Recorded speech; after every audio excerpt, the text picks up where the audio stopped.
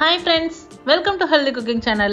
இந்த வீடியோல நம்ம இன்னைக்கு கொங்கு ஸ்டைல் மட்டன் வறுவல் மட்டன் குழம்பு எப்படி செய்யலாம்னு பார்க்கலாம் வாங்க. ரொம்ப ஈஸியான ரெசிபி, சீக்கிரமாவும் செஞ்சிடலாம். சூடான சாதத்துக்கும் இட்லி தோசை இது எல்லாத்துக்குமே பெர்ஃபெக்ட்டான காம்பினேஷனா இருக்கும். வாங்க எப்படி செய்யலாம்னு பார்க்கலாம். ஃபர்ஸ்ட் அதுக்கு நம்ம ஒரு மசாலா ரெடி பண்ண போறோம். கடாயில 1 டீஸ்பூன் அளவுக்கு நல்லெண்ணெய். எண்ணெய் சூடானதுக்கு அப்புறமா 2 மிளகாய், 2 கைப்பிடி அளவு சின்ன வெங்காயம், இஞ்சி, பூண்டு. என்னோட கறி மசால் பொடி காரம் கம்மியாக இருக்கும், அதனால் நான் 2 மிளகாய் சேர்த்துருக்கேன். இல்லை அப்படின்னா மிளகாய் சேர்க்க வேண்டாம். 3 டீஸ்பூன் அளவுக்கு கறி மிளகாய் தூள். இதெல்லாமே ஓரளவுக்கு வதங்கினதுக்கு அப்புறமா கறி மிளகாய் தூள் போட்டு பரட்டிட்டு ஸ்டவ் ஆஃப் பண்ணிவிடுங்க. ஸ்டவ் ஆஃப் பண்ணதுக்கு அப்புறமா தேங்காய் சேர்க்குறோம். 2 டீஸ்பூன் தேங்காய், 1 டீஸ்பூன் உடைச்ச கடலை. இதெல்லாத்தையும் சேர்த்து கலந்து விட்டுட்டு நல்லா ஆற விட்டுருங்க. ஆறுனதுக்கு அப்புறமா நம்ம மிக்சர் ஜாரில் போட்டு அரைச்சி எடுத்துகிட்டு வந்துடுங்க. அடுத்ததாக இப்போ நம்ம குழம்பு எப்படி செய்யலான்னு பார்க்கலாம். குக்கரில் 1 டீஸ்பூன் அளவுக்கு நல்லெண்ணெய், எண்ணெய் சூடானதுக்கு அப்புறமா கடுகு, கருவேப்பிலை. அடுத்ததாக சுத்தம் பண்ணி வச்சுருக்கக்கூடிய மட்டனை நம்ம இதில் சேர்த்துக்கலாம். 1 கிலோ மட்டன் சேர்க்குறேன். 1/4 டீஸ்பூன் மஞ்சள் தூள், 1 டேபிள் ஸ்பூன் கல்லுப்பு. இது எல்லாமே சேர்த்து நல்லா கலந்து விடுங்க. மட்டன் நல்லா உருண்டு வரணும். பாருங்கள், மட்டன் நல்லா உருண்டு வந்திருக்கு. நம்ம தண்ணியில் அலசிட்டு எடுத்து போட்டதுனால நல்லா தண்ணி விட்டுரும்.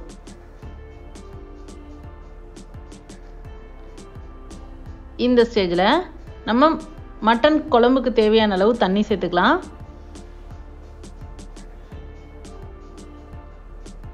ஒரு 5 நிமிஷம் கொதி வந்ததுக்கு அப்புறமா நம்ம ஏற்கனவே ரெடி பண்ணி வச்சுருக்கக்கூடிய மசாலா பேஸ்ட்டு அதில் சேர்த்துக்கலாம்.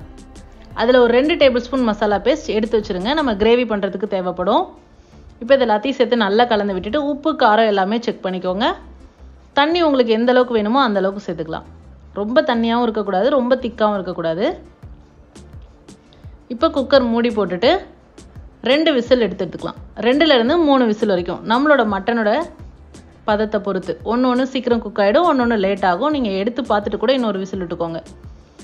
அடுத்ததாக நம்ம இப்போது மட்டன் வறுவல் எப்படி செய்யலான்னு பார்க்கலாம். கடாயில் 1/2 டீஸ்பூன் அளவுக்கு நல்லெண்ணெய், எண்ணெய் சூடானதுக்கப்புறமா கடுகு, காரத்திற்கு ஏற்ப பச்சை மிளகாய். நான் 4 பச்சை மிளகாய் சேர்த்துருக்கேன். 2 கொத்து கருவேப்பிலை. இதெல்லாமே எண்ணெயில் நல்லா வதங்கினதுக்கப்புறமா சின்ன வெங்காயம் இந்த மாதிரி நறுக்கி சேர்த்துக்கோங்க. சின்ன வெங்காயம் இல்லை அப்படின்னா பெரிய வெங்காயம் கூட சேர்த்துக்கலாம் இந்த ஸ்டேஜில். அடுத்ததாக 1 டேபிள் ஸ்பூன் அளவுக்கு இஞ்சி பூண்டு விழுது. இஞ்சி பூண்டு விழுது எண்ணெயிலே நல்லா வதங்கிடணும், அப்போ தான் ஃப்ளேவர் நல்லாயிருக்கும். அடுத்ததாக கறி மசால் பொடி 1 டீஸ்பூன். இந்த ஸ்டேஜில் உங்களுக்கு கரம் மசாலா தூக்கலாக வேணும் அப்படின்னா கறி மசால் கூடயே 1/2 டீஸ்பூன் கரம் மசாலா பொடியும் சேர்த்துக்கலாம். இதுக்கிடையில் நம்ம ஏற்கனவே ரெடி பண்ணி வச்சுருக்கக்கூடிய மசாலா பேஸ்ட் 2 டேபிள் ஸ்பூன் எடுத்து வைக்க சொன்னோம் இல்லைங்களா, அதையும் இந்த ஸ்டேஜில் சேர்த்துட்டு கூடவே 1/4 கப் அளவுக்கு குழம்பு சேர்த்துட்டு அதை நல்ல கிரேவி கன்சிஸ்டன்சிக்கு கொண்டுட்டு வரணும். இதெல்லாமே நல்லா மிக்ஸ் பண்ணிவிட்டு குழம்பு கொஞ்சம் நார்மல் வாட்டர் கொஞ்சம் கூட சேர்த்துக்கலாம்.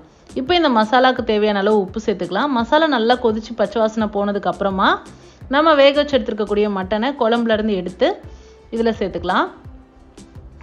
இப்போது இது ஒரு 6லேருந்து 7 நிமிஷம் ஸ்டவ் சிம்மில் வச்சுருங்க. இந்த மசாலா அந்த மட்டன் கூட நல்லா பைண்ட் ஆகணும்.